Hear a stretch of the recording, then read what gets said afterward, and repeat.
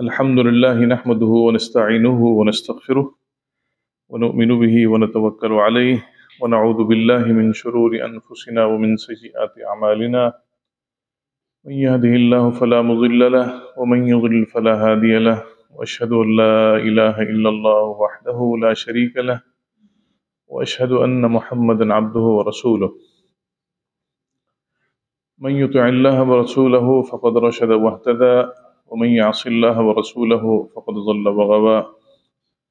أعوذ بالله السميع العليم من الشيطان الرجيم. بسم الله الرحمن الرحيم.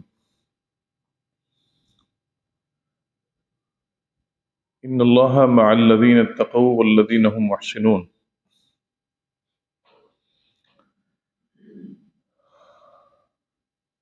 امیر محترم کا حکم ہے کہ کچھ عرصہ کے لیے حدیث کے سبق کا توقف کریں اور کچھ خاص موضوعات پر کچھ گزارشات سامعین کی نظر کریں۔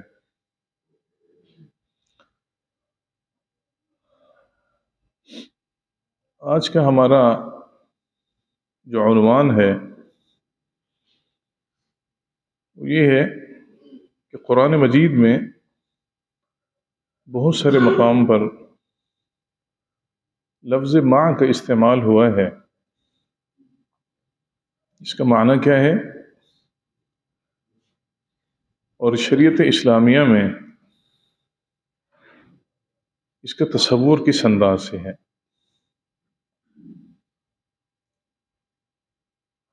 مع کا اردو میں جو معنی ہے وہ یہ ہے ساتھ کا کرتے ہیں، فلاں بندہ فلاں کے ساتھ۔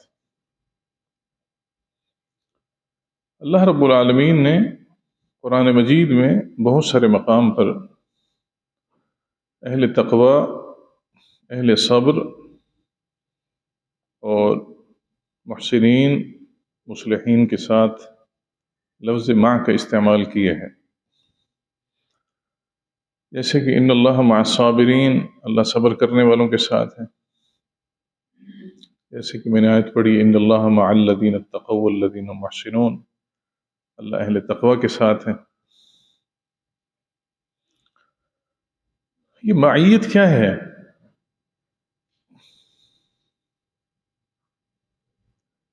معیت کی دو اقسام ہیں، ایک معیت عامہ ہے اور ایک معیت خاصہ ہے۔ مع کا لفظ معنی سمجھ آ گیا نا؟ ساتھ۔ معیت عامہ سے یہ مراد ہے کہ اللہ اپنی پوری مخلوق کے ساتھ ہے، اس میں کافر بھی شامل ہیں، اس میں مسلمان بھی شامل ہیں۔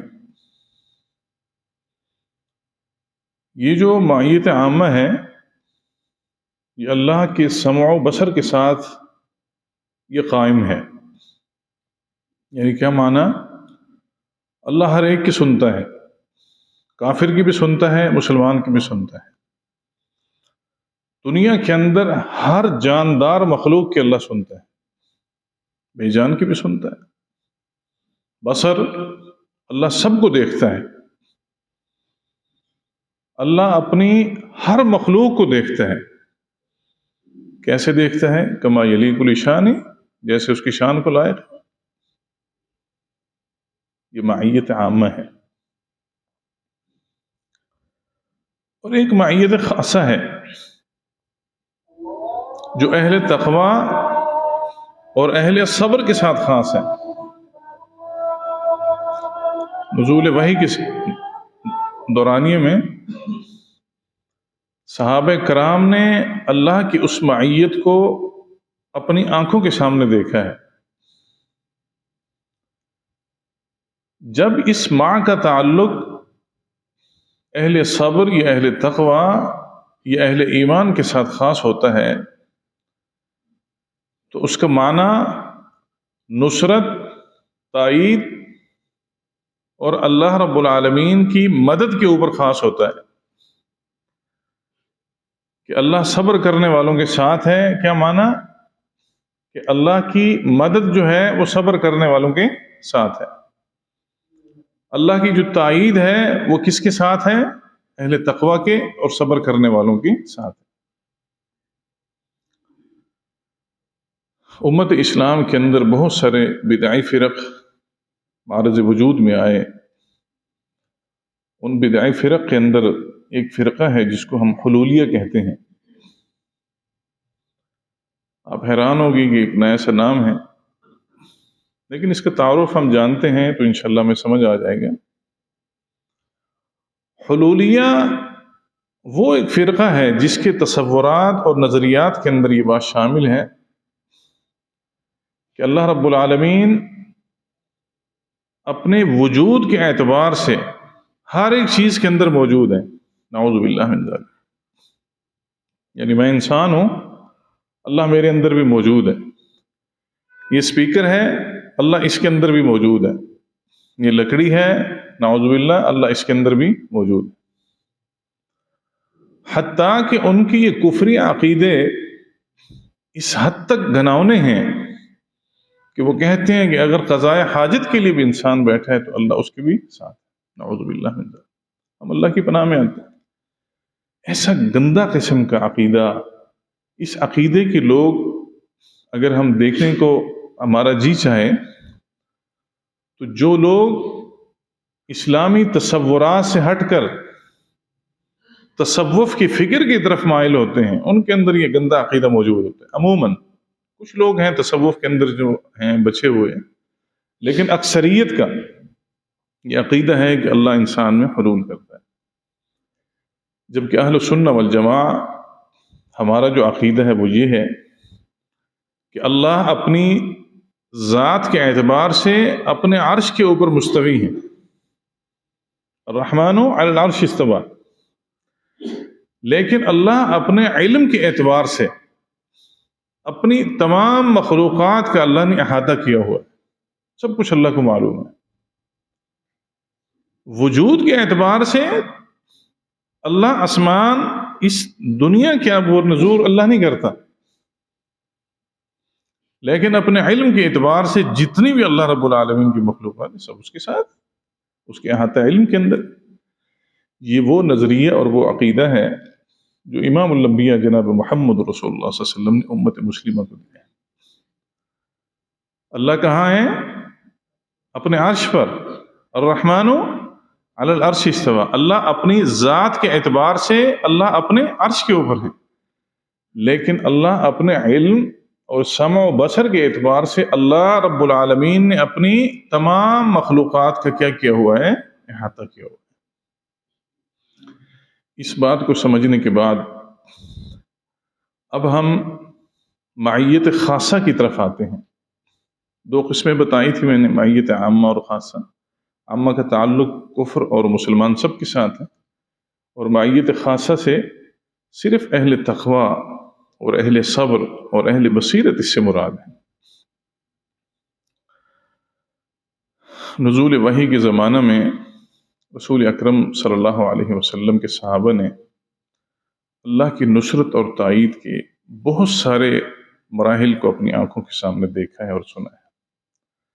مسند احمد بن حنبل کی روایت ہے، رسول اکرم صلی اللہ علیہ وسلم کی عظیم بیوی سیدہ خدیجہ الکبریٰ رضی اللہ تعالی عنہا رسول اکرم صلی اللہ علیہ وسلم کے پاس نبوت ملنے سے تقریباً 15 برس قبل آئی تھی، اور نبوت ملنے کے بعد بھی رہیں۔ آپ علیہ السلام کی اتنی قربت والا جو تعلق سیدہ خدیجہ کے ساتھ تھا، بعد کے اندر بھی جس وقت وہ فوت ہو گئیں اور آپ علیہ السلام جب تک زندہ رہے، خدیجہ کی یاد میں رضی اللہ تعالی عنہ ان کی سہیلیوں کے ساتھ یہ تحائف وغیرہ اور ان کی عزت و تکریم کے سلسلہ آپ نے قائم رکھا۔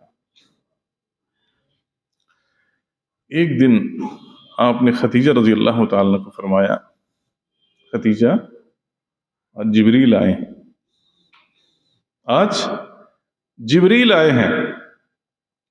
انہوں نے آ کر مجھے کہا کہ خدیجہ کو کہو کہ اللہ آپ کو سلام دے رہے ہیں۔ سبحان اللہ، یہ معیت ہے، لیکن یہ اہل ایمان کے ساتھ خاص ہے۔ ایک دوسرے موقع پر آ کر عرض کرتے ہیں اللہ نے ختیجہ کا ایک محل جنت کے اندر بنایا ہے، ایک محل جنت کے اندر بنایا ہے۔ کیسا بنایا ہے؟ اچھا، اس کی ڈیٹیل سے پہلے میں آپ سے پوچھتا ہوں، اگر ہم کو بلڈنگ بناتے ہیں تو کتنی ہم اینٹیں اکٹھی کرتے ہیں، سریا، بجری، سیمنٹ، ریت، کافی ساری چیزیں ہم اکٹھی کر کے اس کے بعد اس کو جڑتے پھر ہم ایک بلڈنگ خوبصورت سے تیار کر کے ہم لوگوں کے سامنے پیش کرتے ہیں، ایسے نا؟ جبریل نے کہا اللہ رب العالمین نے آپ کے لیے جنت میں ایک گھر بنایا ہے۔ دیکھیں، میری حیثیت کسی کو گفٹ کرنے کی 2 مرلے کا گھر ہو سکتا ہے، 3 کا، 4 کا، 5 کا۔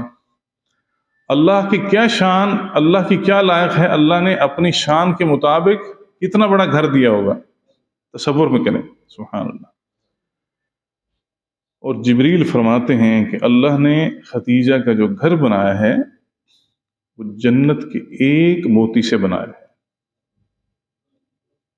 جنت کے ایک موتی سے بنایا، یعنی اس کا جتنی بھی ڈیولپمنٹ سسٹم تھا اللہ نے صرف ایک موتی سے بنایا ہے جنت کے اندر، ختیجہ کا گھر۔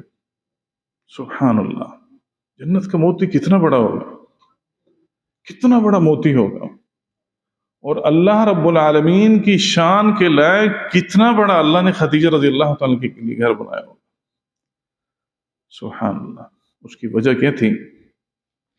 وجہ یہ تھی کہ ختیجہ کا تعلق اہل تقوی کے ساتھ تھا۔ دنیا کی خواتین میں سب سے زیادہ متقی، ان کے زمانہ کے اندر جو متقی خاتون تھی وہ ختیجہ تھی رضی اللہ تعالیٰ عنہ۔ اللہ نے اپنی نعمت خاص اور معیت خاص کا جو تعلق جبریل امین کی توسط سے محمد رسول اللہ صلی اللہ علیہ وسلم کی زبان سے جو امت مسلمہ کو بتایا وہ یہ ہے۔ بعض اوقات انسان کے اوپر آزمائش آتی ہے، مصائب آتے ہیں اور بڑے لمبے ہو جاتے ہیں۔ رسول اللہ صلی اللہ علیہ وسلم نے جو برین واشنگ کی تھی نا اپنے ساتھیوں کی، وہ بڑی خوبصورت تھی۔ وہ لوگ آزمائش کی چکیوں کے اندر پیسے گئے، صبر آزما مراحل سے گزرے ہیں، ان کے اوپر زندگی مفلوج کر دی گئی تھی، مگر انہوں نے کبھی آپ کو یہ شکوہ نہیں کیا تھا کہ آپ کے حلقہ درس میں بیٹھتے ہیں، آپ کہتے ہیں کہ میں اللہ کا پیغمبر ہوں، اور پھر ہمارے اوپر یہ آزمائش، کبھی بھی نہیں کہا تھا۔ ان اللہ مع الصابرین، رسول اکرم صلی اللہ علیہ وسلم پر ایک وقت آیا تھا، آپ نے عمار رضی اللہ تعالیٰ عنہ کو مصائب کی کیفیت میں اپنے آنکھوں کے سامنے دیکھا ہے۔ ان کے والد یاسر کو رضی اللہ تعالیٰ عنہ اپنی آنکھوں کے سامنے دیکھا ہے کفار مکہ کو ان کے اوپر تشدد کرتے ہوئے۔ عمار کی والدہ اور یاسر رضی اللہ تعالیٰ عنہ کی بیگم سمیہ رضی اللہ تعالیٰ عنہ اپنی آنکھوں کے سامنے تشدد زدہ لمحات کے اندر دیکھا ہے، دور سے کھڑے ہو کر صرف اتنا فرمایا، اصبروا یا آل یاسر فإن موعدکم الجنہ، آل یاسر صبر کرو، تمہارے اس صبر کی وجہ سے تمہارے لیے جنت کی وعید ہے، وعدہ ہے تمہارے لیے جنت کا۔ رسول اللہ صلی اللہ علیہ وسلم اس موقع پر آل یاسر کے کام نہیں آئے۔ اس کی وجہ کیا تھی؟ کچھ ایسے اذہانوں کی تربیت مقصود تھی اللہ رب العالمین کی کہ بعض اوقات ایک پیغمبر بھی اپنے آنکھوں کے سامنے کچھ لمحات دیکھتے ہیں تو وہ بھی ان کو رفع کرنے پر قادر نہیں ہے جب تک اللہ کا امر غالب نہ ہو۔ اللہ کا امر غالب آئے گا تب وہ معاملہ بنے گا، اللہ کا امر غالب نہیں آئے گا کچھ بھی نہیں ہوگا۔ اور آل یاسر کی ایمان کی بنیادوں کو دیکھیے کہ ان کی ایمان کی بنیادیں وہ متزلزل نہیں ہوئیں. سمیہ رضی اللہ تعالیٰ کے بارے میں آتا ہے کہ ان بدبختوں نے ان کی ایک ٹانگ کو ایک اونٹ کے ساتھ باندھا تھا اور دوسری کو دوسرے اونٹ کے ساتھ، پھر ان کو بھگایا تھا. ان کی جسم کے 2 ٹکڑے ہو گئے، مگر ان کی زبان سے کلمہ کفر نہیں نکلا، نہ ان کی زبان پر شکوہ آیا ہے، نہ انہوں نے رسول اللہ صلی اللہ علیہ وسلم کو دوش دیا. ان اللہ مع الذین اتقوا والذین هم محسنون، اللہ اہل تقوی کے ساتھ ہے. صحابہ کرام کی جماعیت اہل تقوی کا سب سے بڑا دنیا کے اندر سیمپل ہے، سب سے بڑا سیمپل. ان کی زبان پہ کچھ نہیں آیا. ہم دیکھیں ہمارے اوپر تھوڑا سا وقت آ جائے تو ہم کتنے پریشان ہو جاتے ہیں، لیکن نہیں. بلال رضی اللہ تعالیٰ کو دیکھی کتنے تشدد زدہ لمحات سے گزرے ہیں. ابن کثیر کے اندر آتا ہے اور ابن حمام کے اندر روایت موجود ہے کہ ان کو گلے کے اندر پٹا ڈال کر تو جو ان کو گھسیڑتے تھے مکہ کی گلیوں کے اندر وہ تو سوتھا تھا، لیکن مکہ کی گرمی وہ لوگ اچھی طرح جانتے ہیں جن کو اللہ رب العالمین نے عمرہ کی سعادت دی ہے، حج کی. تپتی ہوئی گرم ریت کے اوپر بلال کو لٹایا جاتا تھا، پھر اس کے اوپر پتھر رکھے جاتے تھے. راوی بیان کرتے ہیں کہ ان کے جسم کا خون وہ نکل چکا تھا، اس کے بعد پیپ بنتی تھی، پیپ بھی ختم ہو جاتی تھی، حتیٰ کہ ہڈیوں کا جو فرنٹ پیج ہے وہ نظر آنا شروع ہو جاتا تھا. اور ان کو کہتے تھے کہ آپ محمد رسول اللہ صلی اللہ علیہ وسلم کی نبوت سے آپ برات کا اعلان کرو، اللہ کی توحید سے آپ اپنے آپ کو برات دو. وہ کہتے تھے اللہ احد اللہ احد اللہ احد، اللہ ایک ہے. بلال کا یہ عمل بتاتا ہے کہ انسان کی کمر جھکتی ہے نا 100 مرتبہ جھک جائے، لیکن مومن کی ایمان کی کمر کسی بھی صورت میں نہیں جھکنی چاہیے، بلند و بالا ہونی چاہیے. اس کی خوبصورتی اسی کے اندر پنہا ہے. بلال رضی اللہ تعالیٰ کا جس وقت یہ عمل اللہ نے خود دیکھا تو پھر ایک وقت آیا رجب کے مہینے میں، جس وقت آپ علیہ الصلوۃ والسلام نے معراج کا سفر کیا تو آپ علیہ الصلوۃ والسلام کو جبریل نے جنت کی سیر کروائی. وہاں کسی کی چلنے کی آہٹ سنی، پاؤں کی چلنے کی آہٹ سنی. فرمایا یہ کون؟ فرمایا آپ کا امتی بلال ہے رضی اللہ تعالیٰ، جو زمین پہ چلتا ہے اللہ نے اس کی قدموں کی آہٹ جنت کے اندر سنوائی. ان اللہ مع الذین اتقوا والذین هم محسنون، اللہ اہل تقوی کے ساتھ ہے.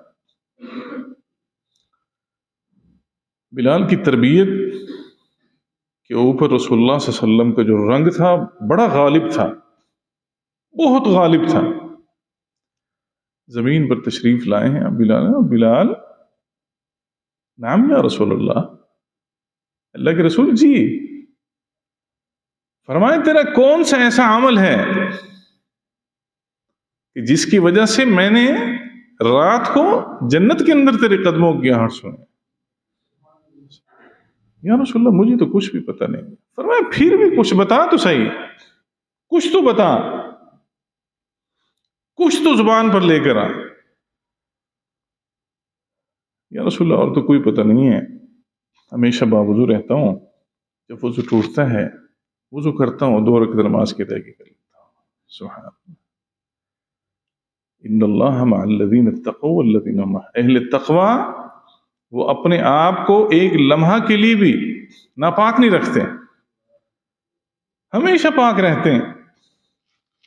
شیخ ابن قیم رحمہ اللہ نے سیدنا بلال کے اس زندگی کے خوبصورت عمل کے اوپر اپنے نوٹس قائم کیے ہیں. فرماتے ہیں جو بندہ آج کے دن بھی بلال کے اس عمل کے اوپر عمل کرتا ہے، اللہ رب العالمین اس کے سارے دن کے اندر اس کو جھوٹ سے، نفاق سے، غیبت، ان سب قسم کی برائیوں سے اللہ اس کو محفوظ رکھتا ہے.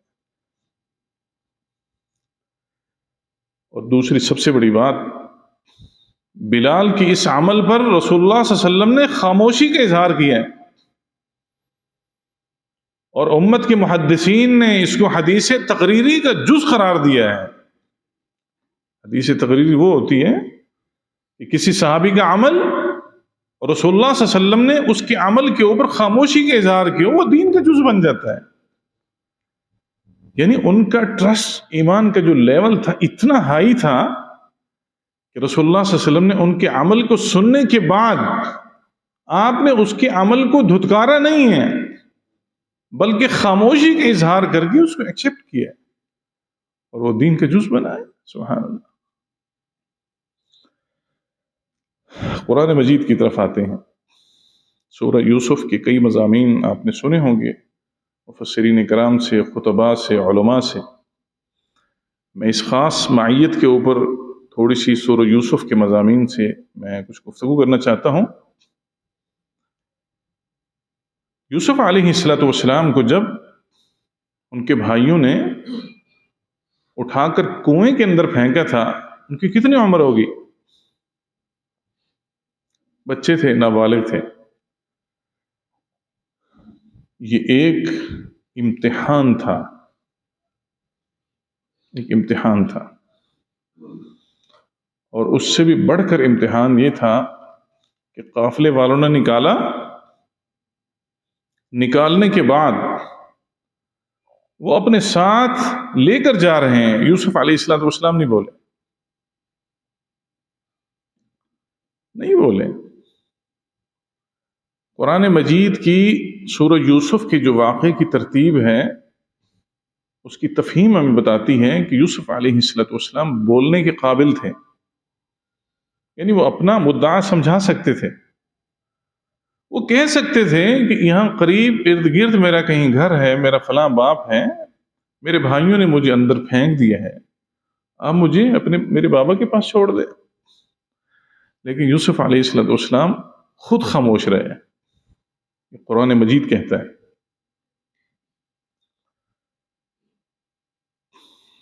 قرآن مجید کی آیت اس وقت میرے ذہن سے محو ہو گئی ہے. اس کا معنی یہ ہے کہ ہم نے یوسف کی طرف وحی کی، ایک خاص امر کی، اور وہ یہ تھا کہ ہم ایک وقت کے بعد ہم ان کو سب کچھ بتا دیں گے، سب کچھ بتا دیں گے. اب یہ جو وحی ہوئی ہے یوسف علیہ السلام کے دل کے اوپر القاء ہوا ہے، نبوت کی عمر کو ابھی یوسف نہیں پہنچے تھے، لیکن یہ اللہ کی طرف سے ان کے دل کے اوپر القاء تھا کہ ان سب آپ کے بھائیوں کے شر آپ کے سامنے ہم واضح کریں گے. یہ یوسف علیہ السلام کا کمال تقوی اور ایمان تھا، اور صبر کا یہ ایک بہت بڑا لیول تھا کہ وہ خاموش رہیں، بالکل خاموش رہے. انہوں نے جا کر بیچ دیا. بیچنے کے بعد جو مراحل پراسس سب کچھ آپ کو پتا ہے. اب ایک خوبصورت محل کے اندر وہ پرورش پا رہے ہیں. بادشاہ کی بیوی، وہ عزیز مصر کی بیوی کا دل ان کے اوپر غالب آ گیا، اس کے عشق کے اندر مبتلا ہو گئے. مسند احمد کی روایت ہے، رسول اللہ صلی اللہ علیہ وسلم نے فرمایا دنیا میں جتنا حسن ہے نا، اللہ نے پوری دنیا کا آدھا حسن یوسف علیہ السلام کو دیا تھا. یوسف علیہ السلام کو دیا. سبحان اللہ. اب اس کی بیگم کا دل آ گیا، وہ اب کس زعم کے اندر مبتلا تھی کہ میری بات مان لیں گی، کہنا مان لیں گی. بالآخر اس نے دل کے اندر یہ بات ڈالتے اور اس کے اوپر امپلیمنٹ کرتے ایک دن اس نے محل کے سارے دروازوں کو بند کرا دیا. وغلقت الابواب وقالت هيت لك، یعنی ایک دروازہ نہیں، قرآن مجید کے اندر یہ لفظ ہے ابواب کا کہ کئی دروازے، یعنی 3 سے اوپر، اور محل کے دروازے یعنی آپ اس کو 10 20 کے اندر آپ شامل کر لیں، اتنے تھے، اور وہ آخری تنہائی کے اندر لے کر گئی، اور وہ سارے معاملات اس نے یوسف علیہ السلام کو گناہ کی طرف دعوت دی۔ اب اندازہ کریں، حسن بھی ہے اور اس کے بعد شباب بھی ہے، اور اس کا تصور دیکھیں، وہ گناہ کی طرف مائل اپنے آپ کو کر چکی ہے۔ یوسف علیہ السلام کے اوپر بھی جوانی کا غلبہ ہے، سب کچھ ہے، ان سب کچھ کے باوجود جس وقت یوسف علیہ السلام کو دعوت دی ہے، انہوں نے کیا کہا؟ معاذ اللہ، معاذ اللہ، میں اللہ کی پناہ میں آتا ہوں، میں یہ کام کبھی نہیں کروں، کبھی بھی یہ کام نہیں کروں گا، اور وہ گناہ کی طرف مائل ہو ہی نہیں ہے، کسی بھی صورت میں، کسی بھی صورت میں مائل نہیں ہو۔ نتیجہ، وہ دروازوں کو ہاتھ مارتے گئے، دروازے کھلتے گئے، انہوں نے پیچھے سے پکڑا، ان کی جو ہے قمیض وہ پھٹ گئی، اور پھٹنے کے بعد ان کے وہ سارے معاملات جو ہیں وہ لوگوں کے سامنے آ گئے، انہوں نے چھوڑ ڈال دیا، سب کچھ کیا، لیکن یوسف کیا تھے؟ پاک تھے، یوسف پاک تھے۔ ان اللہ مع الذین اتقوا والذین هم محسنون۔ اب یہ مسلسل آزمائش کی گھڑیوں سے گزرتے ہوئے اللہ کے پیغمبر، ان کی زبان پر کبھی شکوہ ملامت نہیں آئی کہ اللہ تو نے میری اتنی آزمائش کرنی تھی، اتنی میری آزمائش کرنی تھی۔ اب جیل کی سلاخوں کے پیچھے چلے گئے، لیکن جو اہل تقوی ہوتے ہیں، مصائب، آلام اور آزمائشیں ان کو کسی بھی صورت کے اندر متزلزل نہیں کر سکتی۔ اللہ رب العالمین نے پھر اس کا صلہ کیا دیا کہ ایک وقت مقررہ کے بعد اللہ رب العالمین نے اسی مصر کا والی بنا کر آپ کو بٹھا دیا۔ سبحان اللہ، اسی مصر کا والی بنا دیا۔ یہ تقریباً قرآن و سنت کے مطالعے سے جو ہم ایک خاص نقطہ پر پہنچتے ہیں، وہ یہ ہے کہ یہ تقریباً کم و بیش 40 سے 45 سال کا عرصہ ہے، 45-40 سال کا عرصہ ہے۔ اب اللہ رب العالمین نے یوسف علیہ السلام کے بھائیوں کو ان کے سامنے لا کر کھڑا کر دیا۔ ڈیٹیل آپ کو پتہ ہے، سب کچھ آپ جانتے ہیں۔ یہاں ایک ضمن میں بات عرض کرتا چلوں، لوگ کہتے ہیں کہ ان کا نام زلیخا تھا، عزیز مصر کی۔ یہ قرآن و سنت سے اتھینٹک کوئی نام نہیں ہے، تاریخی اسرائیلی روایات ہے۔ لوگ کہتے ہیں کہ اس زلیخا کا نام احترام سے لو کہ انہوں نے پھر یوسف علیہ السلام کے ساتھ نکاح کر لیا تھا۔ یاد رکھیے، انبیاء کے بستر پر ایک بدعقیدہ عورت آ سکتی ہے، مگر فزیکلی کرپٹ عورت جس کے ذہن کے اندر زنا اور ان جیسے قباحتیں موجود ہوں، وہ انبیاء کے بستروں پہ نہیں آیا کرتی۔ یہ اپنے ذہن سے اس بات کو محو کر دیں کہ وہ آپ کی بیوی تھی، نہیں، قرآن و سنت نے اس پر اپنے کوئی حکومتس پاس نہیں کی۔ دوسری بات، یوسف علیہ السلام کی جس وقت بھائی آئے، انہوں نے گھر بھیجا، واپس آئے، پھر آئے، تو ان کی گفتگو سے انہوں نے اندازہ لگایا، بھائی مخاطب کر کے کہتے ہیں اِنَّكَ لَأَنْتَ یوسف، آپ کی باتوں سے پتہ چلتا ہے آپ یوسف تو نہیں ہیں۔ انہوں نے کیا فرمایا؟ انا یوسف وهذا اخی قد من اللہ علینا، میں یوسف ہوں اور یہ میرا بھائی بنیامین ہے، اللہ رب العالمین نے ہمارے اوپر احسان کیا ہے کہ اللہ نے ان آزمائش کی گھڑیوں سے کراس کرتے کرتے آج اللہ رب العالمین نے یہ مجھے مسند دی ہے اور یہ مجھے فضیلت اور علم و حکمت سے نوازا ہے۔ اور اس کے ساتھ فرمایا انہ من یتقی ویصلح فإن اللہ لا يحب المفسدین، جو شخص اللہ کا تقوی اختیار کرتا ہے، انہ من یتقی ویصبر فإن اللہ، آیت پڑھیں، کسی کو آتی ہے؟ انہ من یتقی ویصبر، ہاں، فإن اللہ لا یضیع اجر المحسنین، اللہ احسان کرنے والوں کا اجر ضائع نہیں کرتے۔ احسان کون کرتے ہیں؟ احسان کا معنی قرآن کی اصطلاح میں نیکی کرنے والے کو کہتے ہیں. جو نیکی کرتا ہے وہ احسان کرنے والا ہے. اللہ پر احسان نہیں کرنے والا، وہ اپنی ذات کے ساتھ احسان کرنے والا ہے. احسان کا معنی نیکی ہے. یوسف علیہ السلام اپنے بھائیوں کو کیا کہہ کے مخاطب کر رہے ہیں؟ انہ من یتقی، جو شخص نے تقوی اختیار کیا، ویصبر، اور اللہ کی دی ہوئی آزمائشوں کے اوپر صبر کیا، فإن اللہ لا یضیع اجر المحسنین، اللہ متقی کا، صابر کا، احسان کرنے والے، نیک راستے کے اوپر چلنے والے شخص کا اللہ اجر کسی بھی صورت میں ضائع نہیں کرتا.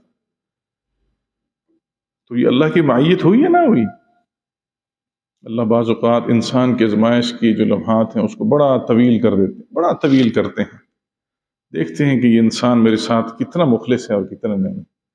اور جب پھر اللہ کی طرف سے اس کے اوپر آسودہ اور کشادہ لمحات آتے ہیں تو وہ خوش ہو جاتا ہے کہ اللہ کا فضل ہے کہ پریشانی کے لمحات میں میرا ایمان متزلزل نہیں ہوا اور میں اس بات کے اوپر قائم رہا. ایوب علیہ السلام کو دیکھیے، اللہ نے آزمائش کیا پیریڈ جو ہے کتنے سالوں کے اوپر محیط کر دیا. پیغمبر تھے، باوجود پیغمبر ہونے کی ایسے مرض کے اندر مبتلا ہو گئے کہ لوگ ان کے قریب تک نہیں آتے تھے، مگر ایمان پر کمپرومائز نہیں تھا. اللہ سے توکل کے اوپر کسی قسم کے کوئی کمپرومائز نہیں. یہ بعض اوقات ایمان کے جو لیول ہوتے ہیں وہ انسان کو مستقبل کی بڑی خوبصورت ترین قسم کی بشارتیں دیتے ہیں.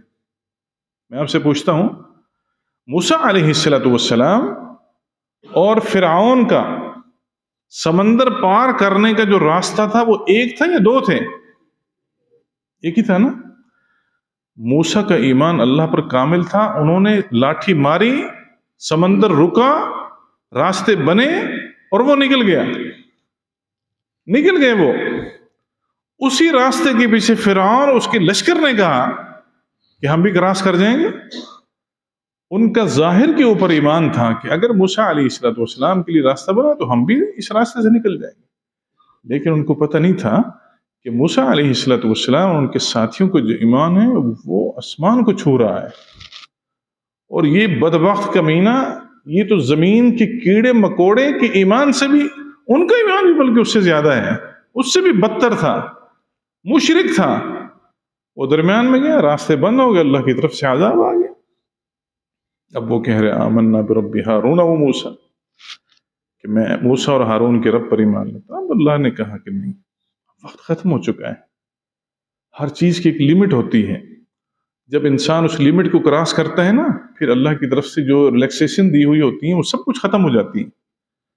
یہ جوانی، یہ لمحات، یہ اللہ کی طرف سے خوبصورت ترین تحفہ ہے آپ لوگوں کے لیے.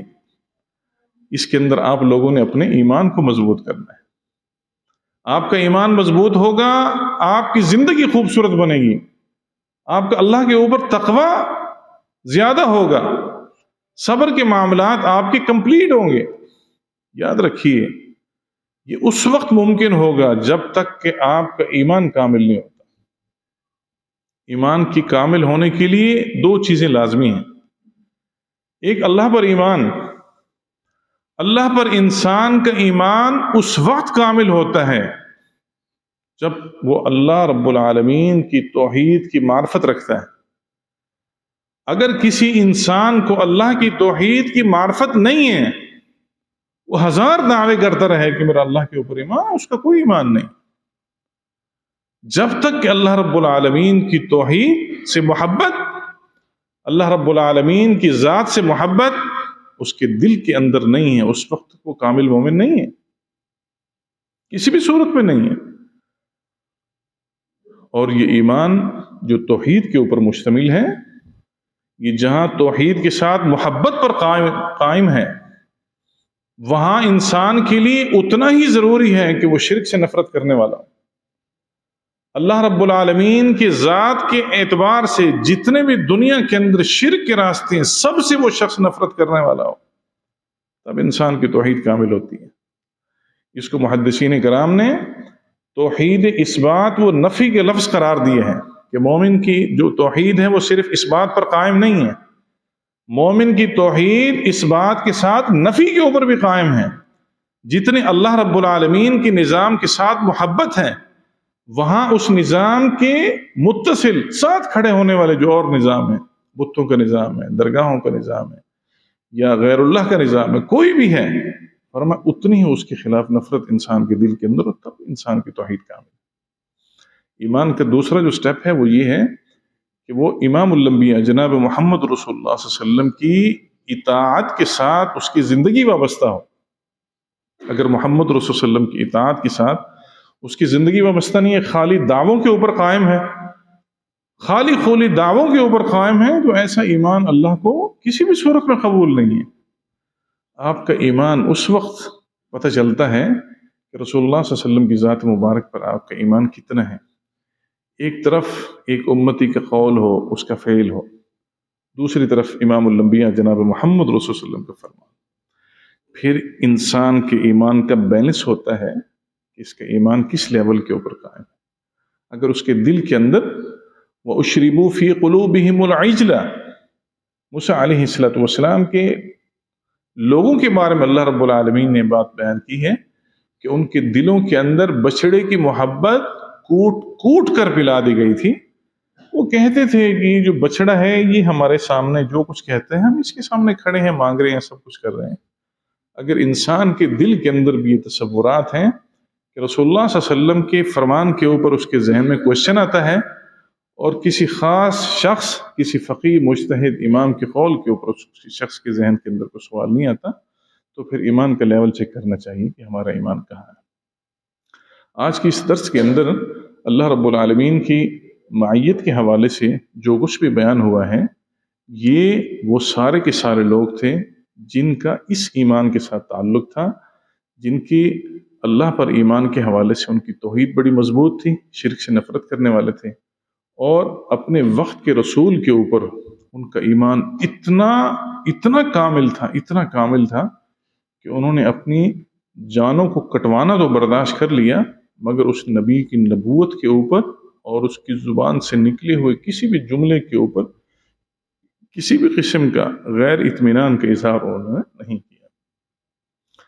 آپ اس گفتگو سے شاید یہ سبق حاصل کریں کہ یہ اللہ رب العالمین کی تائید اور نصرت یہ ان لوگوں کے ساتھ خاص تھی جنہوں نے وحی کے زمانہ پایا ہے۔ یہ جو انبیاء کے تعلق سے دنیا کے اندر آئے ہیں، آج کے دن کے ساتھ یہ وابستہ نہیں ہے، تو یہ بات بالکل نہیں ہے، کیونکہ قرآن و سنت کی جو تعلیمات ہیں وہ قیامت تک آنے والے افراد کے لیے۔ آپ اپنے ایمان کو مضبوط بنائیں، اپنے اللہ پر توکل کو قائم کریں، قرآن و سنت کی تصریحات اور تعلیمات کے مطابق اپنی زندگیوں کے اندر چینجنگ لے کر آئیں۔